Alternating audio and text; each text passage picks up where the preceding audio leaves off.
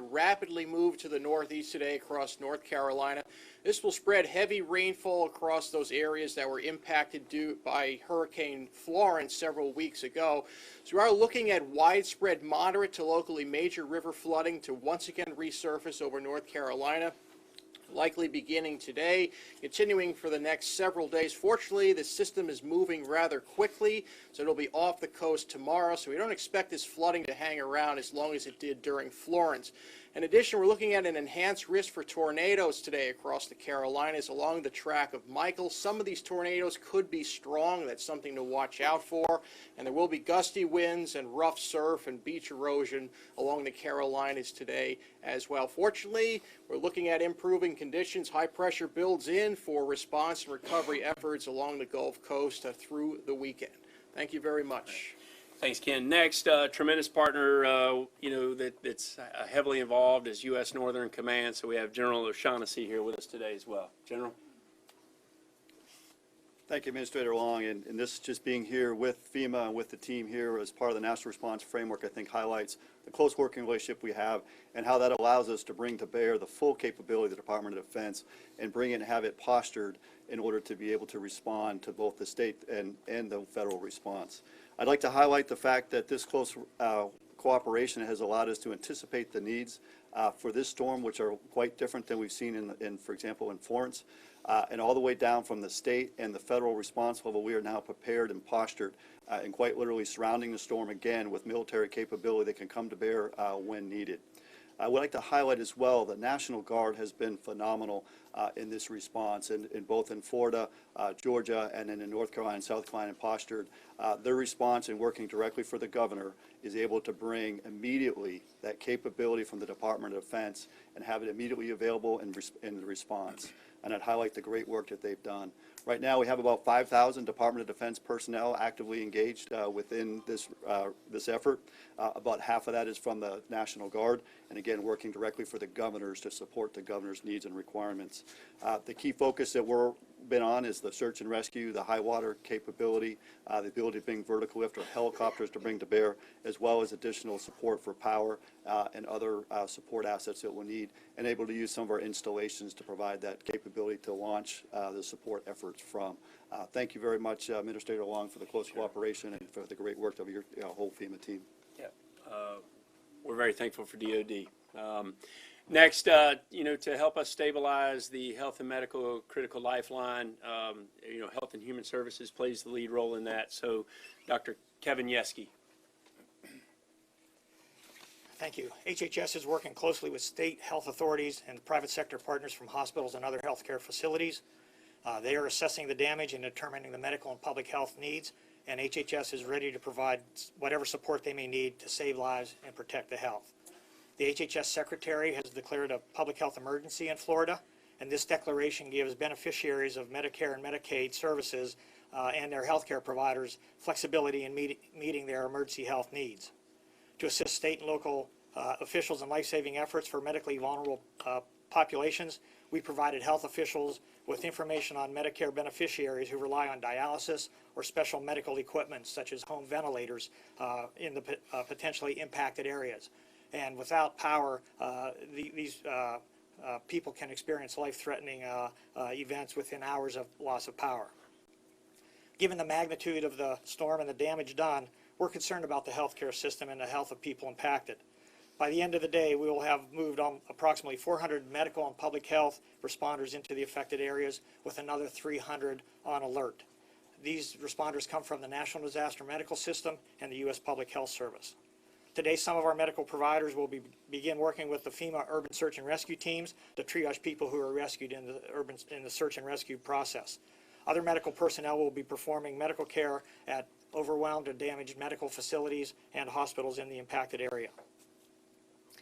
HHS is also standing by ready to support in other aspects, including providing basic medical care at shelters and assisting public health departments with disease surveillance. We do have one message that we'd like to send out that you could help with, and that's the use of generators and gas-powered equipment in the risk of carbon monoxide exposure and poisoning. We want to recommend that people don't use their generators within 20 feet of their house. They don't keep their generators in their house, and they don't use gas-powered equipment within their houses once they get back to their homes. And that is pending the approval of the local health and emergency manager officials. Thank you. Thank you, Kevin. Next, as I said, search and rescue is ongoing. Our job is to backfill the capabilities of the state and local level, and the United States Coast Guard plays a huge role in helping us to do that. So Captain Benson's going to give brief out once again from Coast Guard. Good morning, everyone.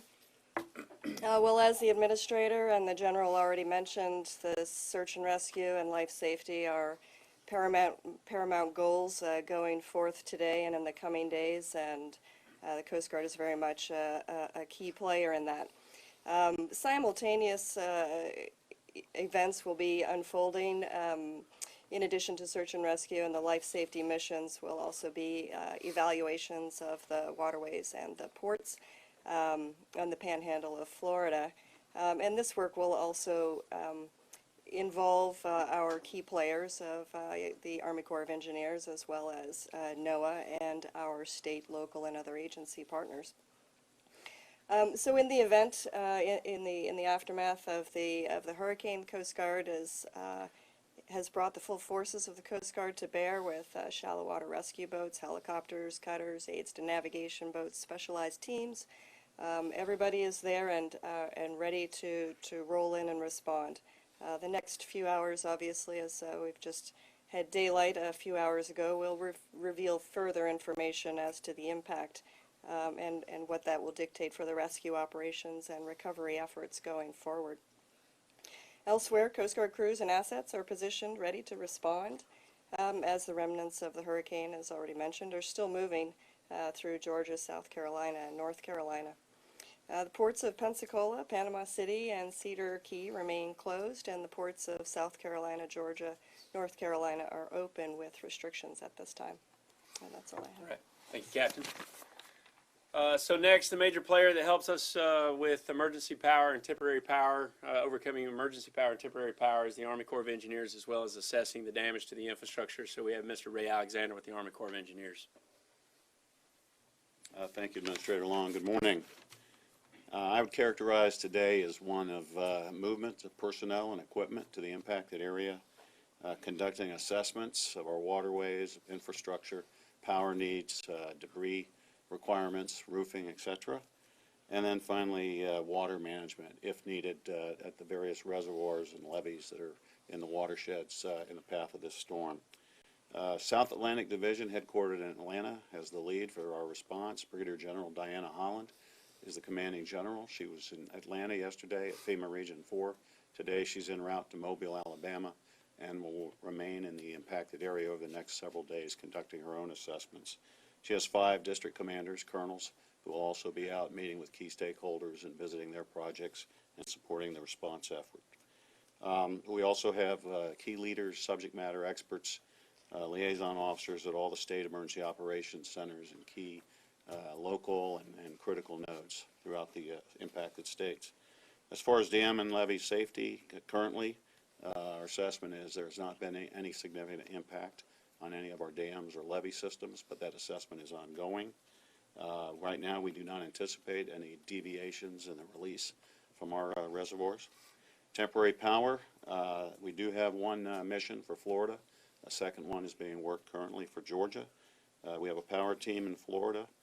We have an initial push of FEMA generators at Maxwell Air Force Base. Defense Logistics Agency will be delivering 2 other pushes in the coming days. I believe those generators will be further sent down to Albany, Georgia, and Eglin, Florida, to cut down the time to deliver and install those. Navigation, we're in full support. The Coast Guard and NOAA, our survey vessels, are standing by as soon as the waters are safe. We will be working with them. Debris, we have subject matter experts on the ground. They'll be doing an assessment of debris requirements. Focus will be initially on route clearance. Roofing, subject matter expert will be assessing what the potential requirements for that might be. Same with water, wastewater. We'll be working hand in hand with EPA. We'll have subject matter experts. Over the next 24 hours, the assessments of the waterways, power, debris, roofing, the impacts of all will continue, and then we'll start looking harder at potential needs for temporary housing, other infrastructure assessments, critical public facilities. And lastly, the Corps remains fully synchronized with the Department of Defense, Department of the Army's response efforts. Thank you, sir. Thank you, Ray. Next up, our partners with the American Red Cross. They play a vital role and lead role in helping us to overcome the food, water, and shelter critical lifeline to stabilize, life sustainment issues that we're facing here as a result of people being displaced. Peter Macias. Yeah. Thanks, sir. How are you this morning? So last night, across 3 states, Florida, Georgia, and Alabama, we had approximately 7,800 people who were sheltered in 100 facilities. And we're continuing to help and take care of those folks. As the sun comes up and we take a look at the damage, we know there are a number of people who will not be able to go back to their home. To that end, the American Red Cross is prepared and has pre-positioned shelter supplies, cots, blankets, and now moving in people into the area to help support and augment the Red Cross volunteers who are already there. And we're also prepared to work with our agencies to prepare tens of thousands and deliver tens of thousands of meals a day to those folks who've been impacted. Thanks, sir. Thanks, Administrator. Buenos días, Daniel Yarguez de FEMA. La tormenta tropical Michael todavía es muy peligrosa para muchas partes de Florida, ya que pasó, pero todavía dejó muchos estragos. Entonces, continuamos nosotros vigilando la tormenta tropical Michael también a su paso por Georgia, por Carolina del Norte y Carolina del Sur. Y le pedimos a todos que tengan mucha precaución y mucho cuidado, ya que los caminos pueden estar bloqueados. Una de nuestras tareas y nuestras metas para Florida es empezar a limpiar estos caminos para poder entrar a comunidades que fueron impactadas.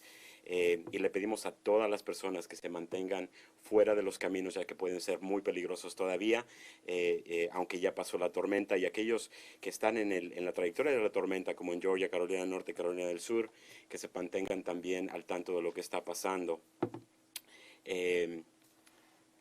También nuestra meta es estabilizar los servicios médicos, también los servicios de comunicaciones y la electricidad. Hay más de 30,000 equipos ya trabajando en esa área del país, en Florida, para poder restablecer los servicios eléctricos, pero les pedimos a las personas que tengan paciencia porque puede tardarse un poco esta tarea, ya que fue una tormenta devastadora.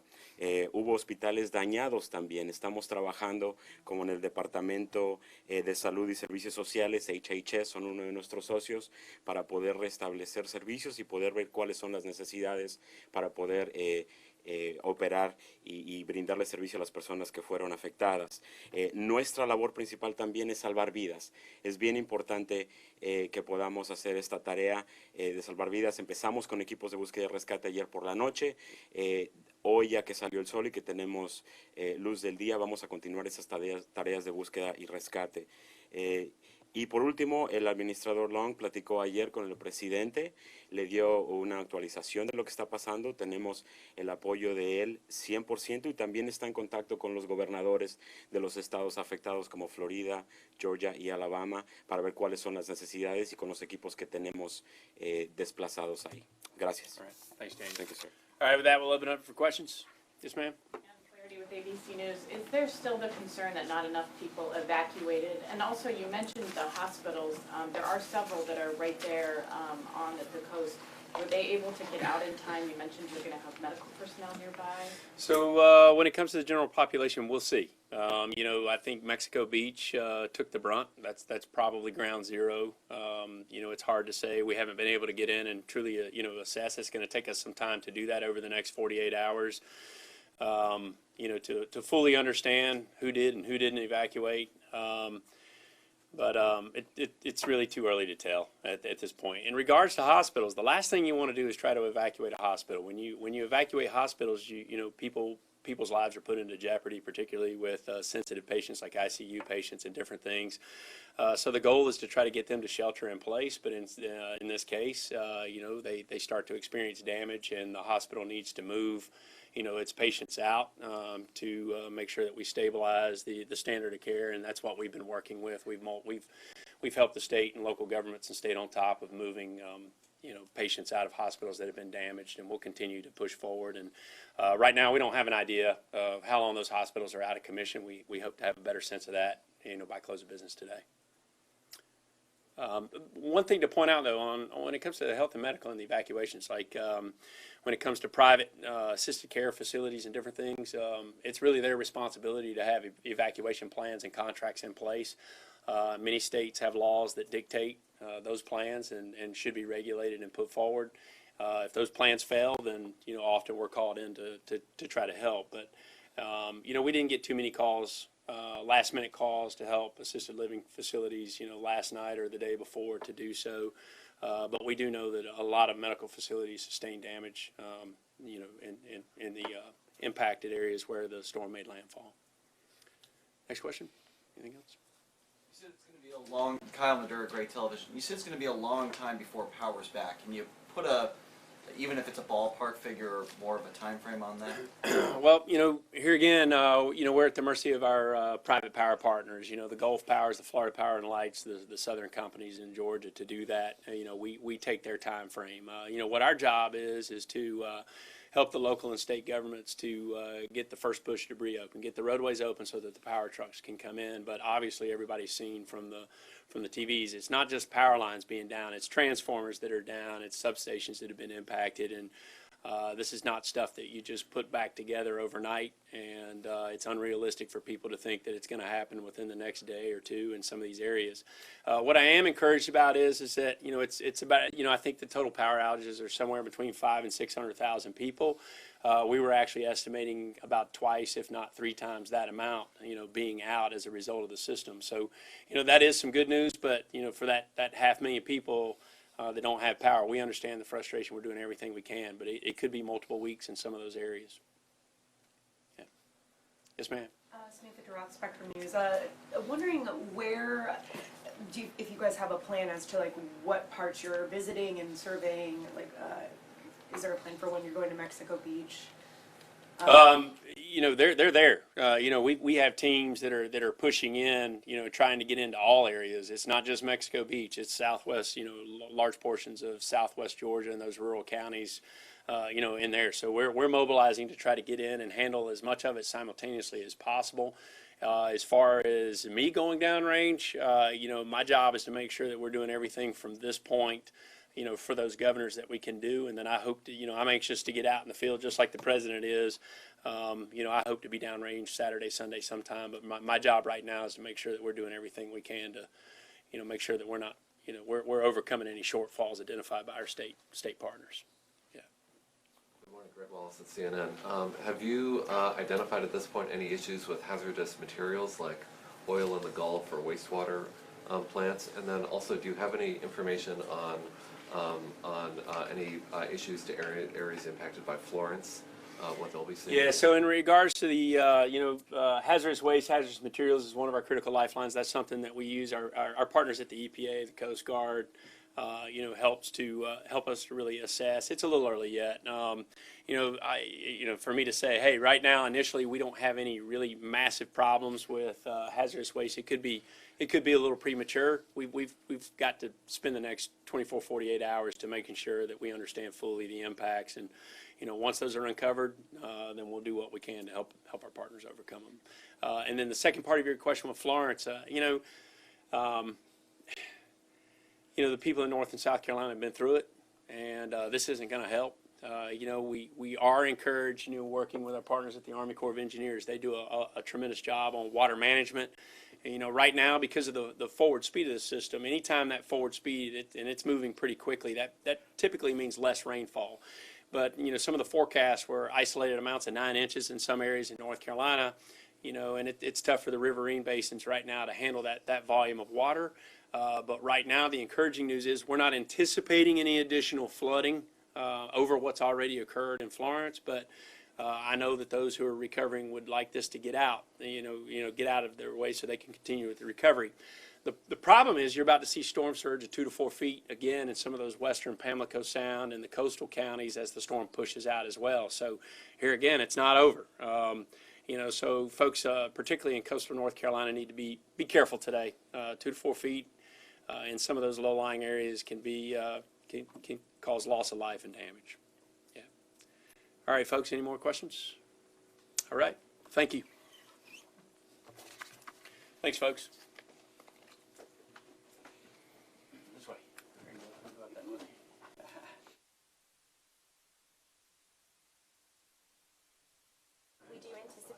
a 3:30 p.m.